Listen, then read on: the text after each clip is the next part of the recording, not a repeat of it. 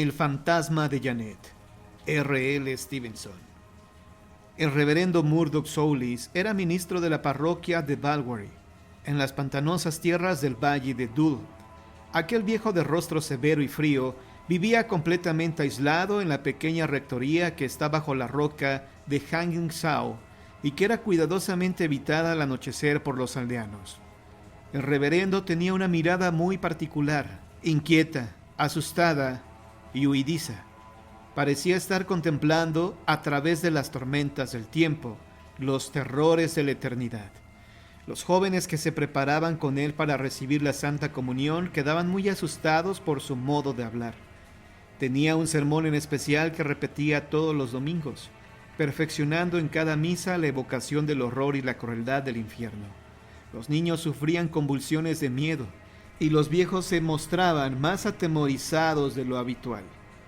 El temor a visitar la rectoría de noche se debía a un hecho en específico.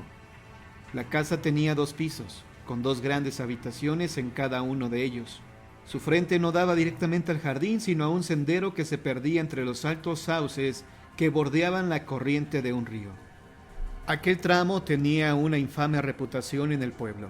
Sin embargo, el ministro se paseaba por ahí al anochecer profiriendo gemidos que entrecortaban sus silenciosas plegarias. Aquella atmósfera de horror que rodeaba de aquel modo a un sacerdote era motivo de asombro y chisme entre los forasteros. Muchos habitantes de la parroquia ignoraban los extraños acontecimientos que habían marcado el primer año de ministerio del señor Soulis. Los que sabían alguna cosa la callaban. Algunos de los más viejos se armaban de valor y narraban la extraña causa de la solitaria vida del reverendo. El señor ministro había llegado al pueblo hacía 50 años. Era muy educado y culto, pero sin la menor experiencia en materia de religión. La gente desconfiaba de su juventud y decía que había permanecido demasiado tiempo en la universidad. Se preguntaban cómo iría a llevar la parroquia a un joven que llegaba cargado de libros de teología y que se pasaba todo el día y parte de la noche escribiendo. Empujados por sus preocupaciones, los aldeanos le contrataron a una mujer para que le cuidara la rectoría y le preparara de comer, la anciana Janet McClure. Pero muchos no estuvieron de acuerdo, porque Janet era mal vista por los más distinguidos habitantes del pueblo. Tuvo un hijo soldado de caballería, y nadie conocía al padre.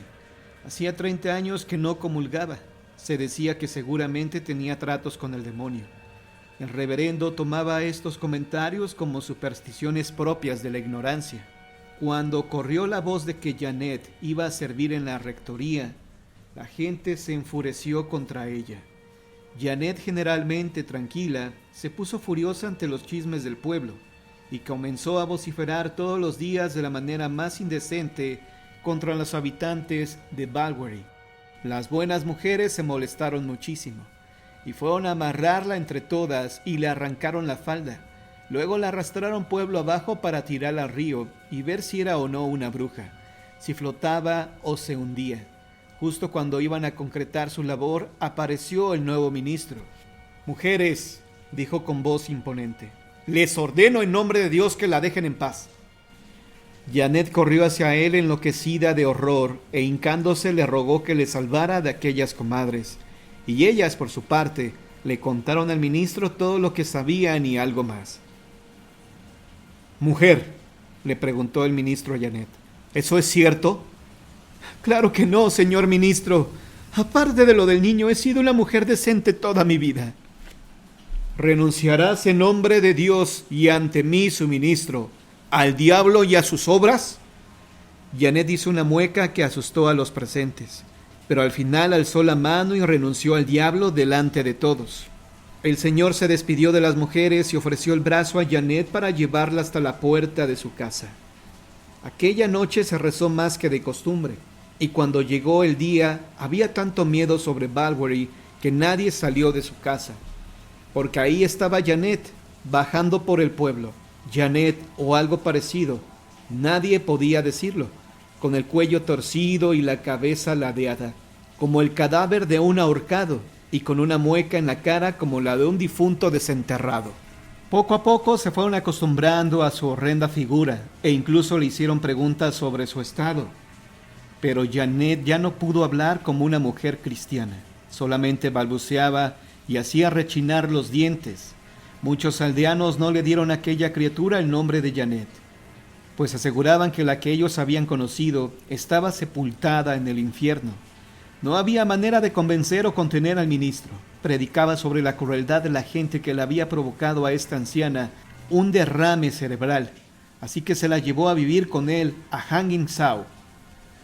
Pasó el tiempo, el ministro seguía escribiendo hasta tarde, y Janet iba y venía por todas partes sin hablar con nadie, por convicción propia y porque la gente del pueblo se espantaba de verla, y no quería tener ningún trato con ella.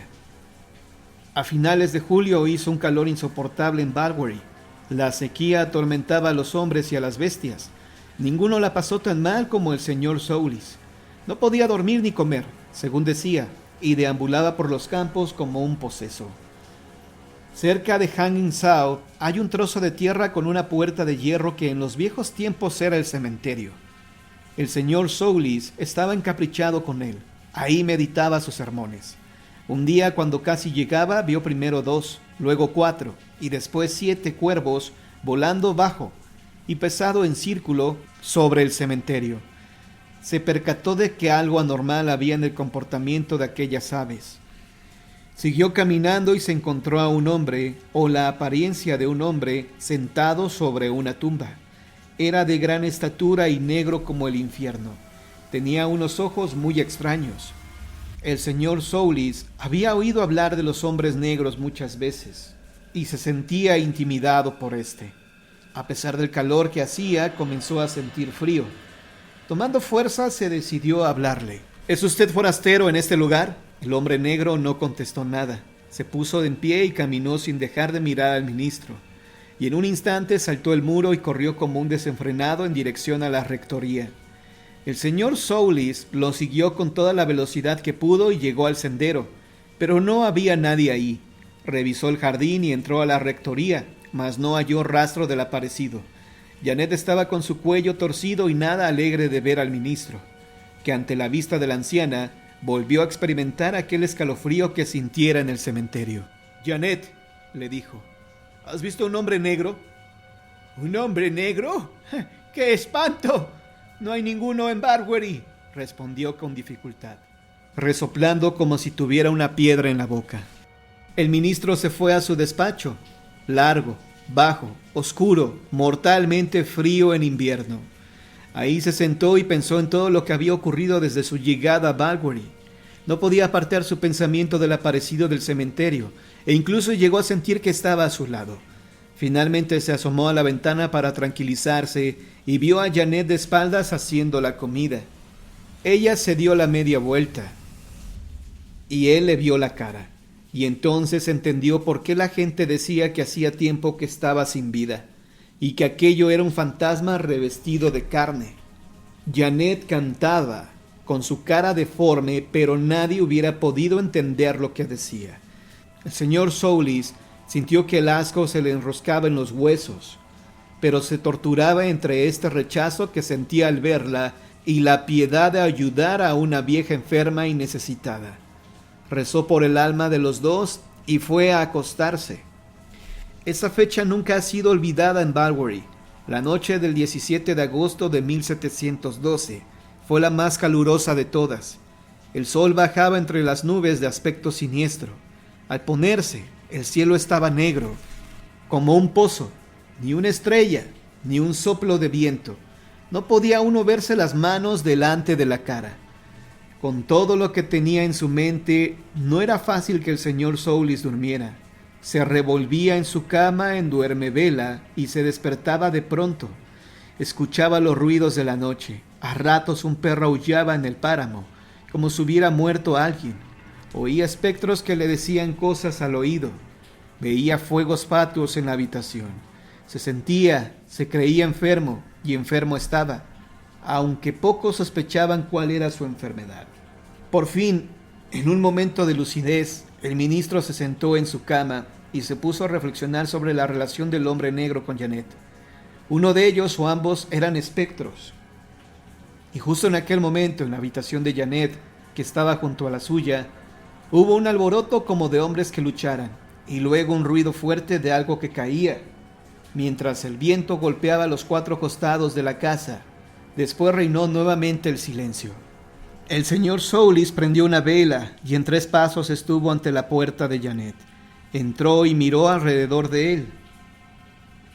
No se escuchaba nada y solo se veía las sombras que bailaban junto a la vela. De repente, el ministro sintió que se le paralizaba el corazón. Un soplo helado le recorrió la espalda. ¡Qué visión tan espantosa para los ojos de un hombre! Janet estaba colgada de un clavo, la cabeza sobre el hombro, los ojos le saltaban de las órbitas, la lengua le salía de la boca y tenía los talones a medio metro del suelo. «Dios nos perdone a todos», dijo el señor Soulis. «La pobre Janet está muerta». Se acercó al cadáver y se puso a temblar fuertemente, ya que por alguna artimaña que ningún hombre podía explicar, la mujer colgaba de un simple clavo y de un miserable hilo de coser. Es terrible encontrarse solo, de noche, con semejantes prodigios de las tinieblas. El señor Soulis salió y cerró la puerta detrás de él. Estaba bañado en un sudor frío y no escuchaba otra cosa que no fueran los latidos de su corazón. Se quedó en la escalera tal vez 1 hora, quizá 2, inmóvil, hasta que oyó en el piso de arriba un rumor sordo y funesto. Unos pasos iban de un lado a otro por la habitación donde colgaba el cadáver. Subió un par de escalones y vio la puerta abierta. Le pareció como si el cadáver estuviera mirando por encima del barandal hacia donde él se encontraba. Tomó la vela y salió de la rectoría. La noche era negra. A lo lejos se escuchaban aquellos pasos inhumanos bajando pesadamente la escalera. El señor Soulis conocía perfectamente las pisadas porque eran las de Janet, y mientras más se aproximaban, el frío le penetraba más hondo en las entrañas. Pudo oír una mano arañando la pared, como si el aterrador fantasma estuviera buscando a tientas el camino. La llama de la vela tembló. Ahí estaba el cadáver de Janet, la ahorcada, con su camisón de lana tosca y su gorro negro de lienzo, con la cabeza inclinada sobre el hombro y con su mueca aún en la cara. No permaneció parada mucho tiempo. Comenzó a caminar enteramente hacia el señor Soulis. Toda la vida de su cuerpo, toda la fuerza de su espíritu brillaban en los ojos del ministro.